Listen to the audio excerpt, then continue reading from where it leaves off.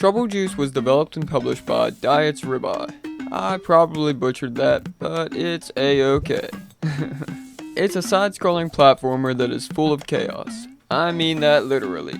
In a good way though. It's a fun, random, crazy shooter and yet somehow super simple. They also add a juicy twist to the mixture. For real though, your booster in juice that you get off the Juice Man every 4 to 5 levels.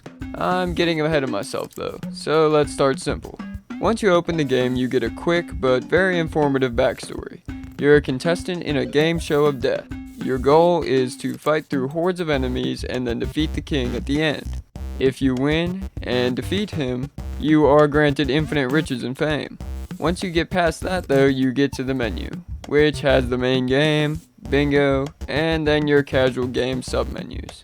The thing that threw me off, and probably some of you, is the bingo. Rather than just having regular trophies or achievements, there is a bingo card that you can fill up by completing various tasks, such as getting bad karma, collecting different types of upgrades a certain amount of times, beating the game with certain characters, as well as your normal die, get a kill, and kill a certain amount of enemies types.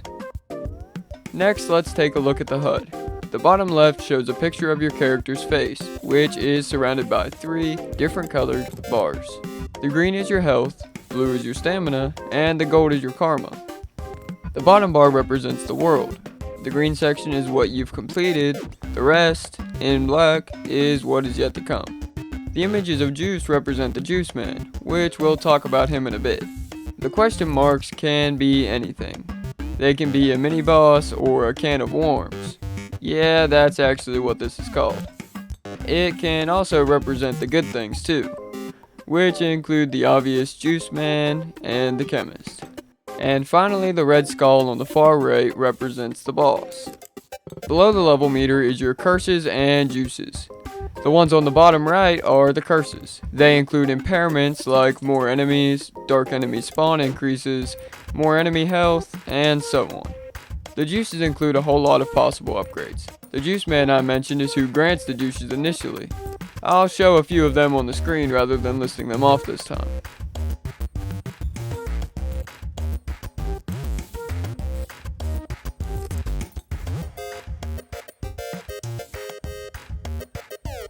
The Chemist can either take one of your juices in place of another at random, or give you a juice that has a good or bad outcome. The health is pretty common. Green gems give you 1 health point. There is also an overflow health system, which I haven't seen before in a game of this level. It lets you pick up health beyond your max, but it doesn't last forever like your main health. The health bars on enemies are also extremely subtle. I honestly didn't even notice them for the first hour or so of playing. If you can't see them on the screen, look right above each enemy and you'll notice tiny white dots that represent the amount of hits they can take. The other, yellow colored gems, represent your karma, which as I mentioned, it can also be decreased by taking out the Juice Man. The karma is the currency in the game, in a sense. You need it to buy power-ups once you get so far in the game, but you can have negative karma and still win. All of the possible drops are random, in case I didn't mention that already. The enemies are pretty wild, I'm not gonna lie. They're all unique too. Worms, flying skulls, flies, and witch-looking enemies later in the game. There is also giant versions of these enemies as mini-bosses. In my opinion, nothing was really overused when it comes to those enemies. The main bosses are pretty boring on the other hand. It's not that they aren't creative, because they're all unique compared to one another. It's more the fact that they don't change from run to run. I mean, they could have at least made 3 more bosses and added them in to make the first 2 bosses vary. That's pretty much my only complaint about the game though. If we ask my PC, however, it would have a few words. Not the dev's fault though, my computer is just trash. I'm not going to go in depth with the bosses only because they're the main object of the game, and there's only 3 of them. The music is very subtle, it definitely fits the game though. It's got that arcade techno sound and changes from world to world.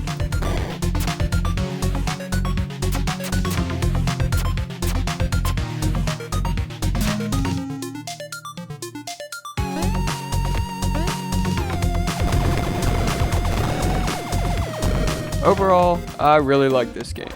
As simple as it is, it has a lot of juice to it. Ha, ha, ha. No, for real though, I enjoyed this game. I recommend grabbing it if you're into this style, and if you haven't dipped your toes into this genre, this is a great game to start with. It's $5 and is currently on sale for $1 cheaper. Not only that, it's currently in a bundle with another game from the same studio called 2D and Top D. This game is only available for Windows though, just so y'all are aware. If you enjoyed the review and haven't already, please consider liking and hitting that subscribe button.